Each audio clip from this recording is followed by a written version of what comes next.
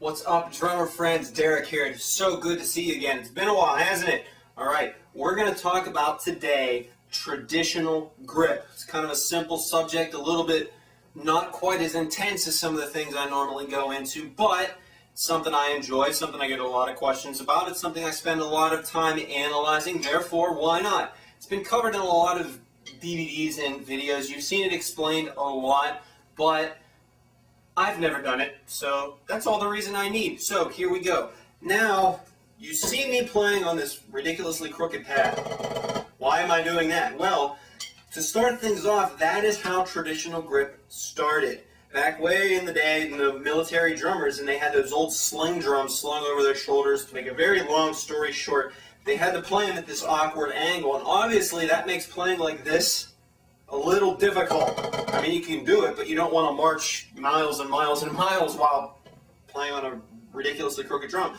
So what they did, very smart guys, they simply took the stick, instead of gripping it on top, they grabbed it from underneath, like this. All of a sudden, boom, brought the elbow back into the body, allowed for a much more comfortable position while playing their drum, doing their marching thing. Whatever it was they were playing to march with the band. That's how traditional grip started. That's why it exists. Now, what I'm going to do is an amazing time-lapse photography on how the evolution of drumming has changed. Ready? There we go. That was like 100 years of drumming evolution taking place right there. The drums have flattened out. We no longer play on those sling drums. Therefore, we have a flat surface to play on. So, why the heck do we still use this weird grip?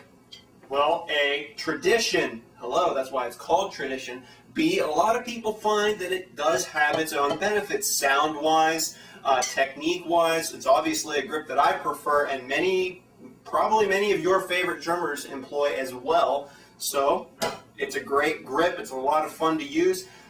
Can be a little intimidating at first. A lot of people, they want to try it out and they get into it and they can't figure it out. Heck with it. And they go back to match. But I promise you, if you spend a little bit of time working the motions and getting comfortable doing this, traditional grip will be another tool in your arsenal. So, let's take a real close look at the basics, okay? One stick at a time. So, obviously, left stick. So, here's what we're going to do. Take an open palm, okay? Shaking hands, the thumb up in the air. We're going to sit that stick right in there. Okay, right where the fulcrum point is, kind of where it is over here. That's about where we're going to set it, in between the padding of the thumb and the main finger, right in there. Okay? Now all I'm going to do is gently close my fingers on the stick as such, so that now the stick's kind of creating this perpendicular angle to my arm. Now, if you are new to traditional grip, if you've never done this before, if this is your first time attempting traditional grip, stop at this point. Stop. Do not go any further. What you want to do is spend a few minutes very gently getting used to the motion, because from right here, this is your starting point. What you're going to want to do is rotate your wrist. As I rotate my wrist, the stick moves up. As I rotate my hand the other way, the stick comes back down. That is the motion of traditional grip. So just spend some time just in this flat hand position, up and down. And kind of let that sink into your muscle memory, which is a very important thing. Let that sink into the muscle memory. Don't worry about sound quality, rebound, or don't try to play flam drench or anything like that at this point. Don't worry about it. All we're worried about, up and down motion. That's the basics of traditional grip right there. Okay? If you can do this, you're halfway there. There you go. Okay, so now here comes a little bit more technical stuff. What we're going to do is I'm going to do kind of a Vulcan thing. Live long and prosper. Kind of like one of those, you know what I mean? And I'm going to put the two fingers underneath, and I'm going to put my other two fingers on top. Now this is where there's a lot of differentiation between people, and they like to put their fingers here, and they like to put their knuckles here, and this joint connects to this joint, and yada yada yada. Whatever. I'm going to try and make this as simple as possible. Here's the basics that you should know. forefinger and thumb should connect. Okay, that creates the main fulcrum point, just similar to the thumb and the forefinger. I just might have made a new word there. Forefinger fulcrum over here, that's going to be the point over here. Okay, when we stick it in, close the finger and the thumb, that becomes our fulcrum. Okay, now our middle finger is kind of going to sit on top. Middle finger is just going to do kind of what it always does. It just kind of sits there and doesn't really do much. Over here, it has a little bit of impact on the fingers, and over here, if you really get into that Art Verdi kind of stuff, you know, where you're tapping on top and going insanely fast with your fingers, that's something to worry about later. But for now, just let the middle finger relax on top. The bottom two fingers, very crucial here, and very often underlooked, so it's important to spend a minute or two on these. The ring finger, what I tend to do is I let the stick sit on the cuticle, right on my ring, or on the, not on the ring finger, fingernail. I cannot talk today. What's my problem? The cuticle of the ring finger, that's where I let the stick sit, so it creates a balance point. I have a balance point on my fulcrum point and a balance point on that cuticle right there. And that gives me my, whatever, a little bit more stability, a little bit more control over the stick. The pinky sits right underneath it and supports it. Okay, that way all that impact's not being absorbed directly by that one small area. You're kind of spreading out the impact. Like that. Now, so, real quick recap. Open hand, stick in, closed thumb, two on top, two on bottom, connect forefinger, bada bang, there you go. Okay, now, wrist motion. Remember what we did over here? Up, down, up, down. I put my fingers all on the stick in their correct place. I do the exact same motion. Up, down, up, down. All of a sudden, we're playing traditional grip, okay? That's it. That's all there is to it. Okay, now, from this point, we're going to go into a little bit more advanced stuff, a little bit more of a technique thing. With traditional grip, when I rotate my wrist can only rotate so far. That's about as far as it goes. Okay, my wrist just simply cannot turn any farther than that. What if I want a bigger note? What if I want my stick to come higher? Well, obviously I can do that and get more volume, but there's an easier way to do it, much easier way to do it. What I'm going to do is I'm going to take my elbow, okay, which is already kind of close to my body. I got about 6 inches there, but I'm going to use that 6 inches to my advantage. I'm going to pull it into my body. As I do that, watch what happens to the beat of the stick. Pow! All of a sudden I got a few more inches, more height, more dynamic. That's the difference between this and this. Using that elbow generates a lot more dynamics, a lot more momentum. But for now, just beginning, just work on that for now. Okay? And as you're getting this down, go through all the basics. If you have a teacher, awesome. If you don't, get stick control. Everybody should have a copy of that book. And go through it, really focusing on the technique of the left hand.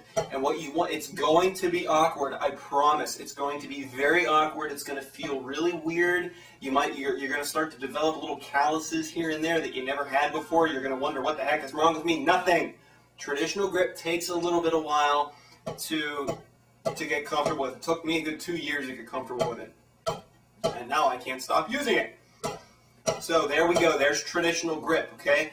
I'm going to pull the camera in, and we're going to go through those motions one more time so you can see exactly my finger positions, okay? But before I do that, I get so many emails on this little twirl I do with my left traditional hand, and I do it subconsciously, and the trick is this.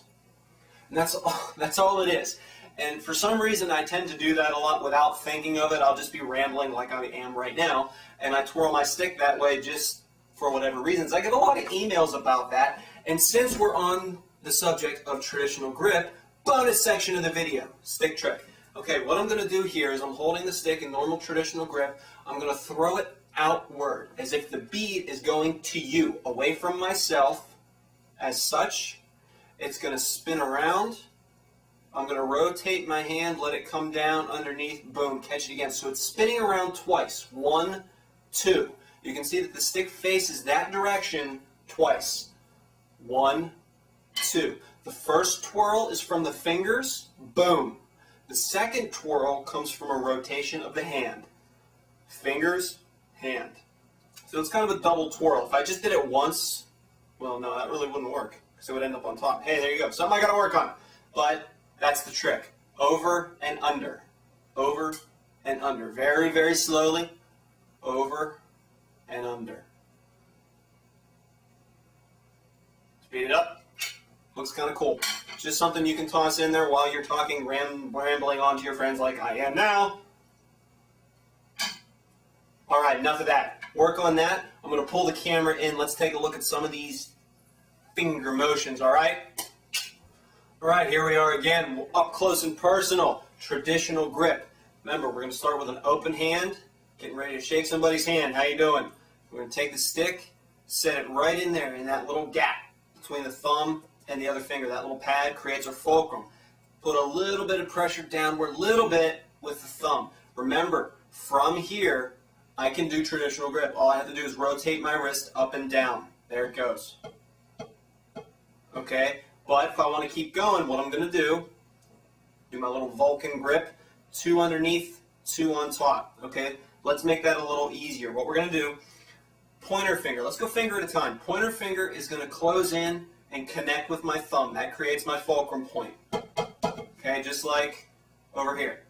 So we got thumb and forefinger. My middle finger is going to be a lazy bum, kind of like me, and just kind of relax gently on the top of the stick. Every time you see somebody playing traditional grip, it looks like they're giving you a dirty gesture, but they're not, I promise. It's just their middle finger being lazy is what it is, and in many cases they're using it to control the stick. Okay, so 2 fingers on bottom now. We're going to use my ring finger, and I'm going to set it right on the cuticle. Okay, if you can't see that, right there on the cuticle of the ring finger. That creates a nice balance point where the stick can rest. Pinky finger sits right underneath it and supports it. Now I have all fingers in place. Thumb there, finger connected, middle finger lazy on top, ring finger cuticle, pinky support. Again, rotation of the wrist, just like we were doing back here. If I put all my fingers back on,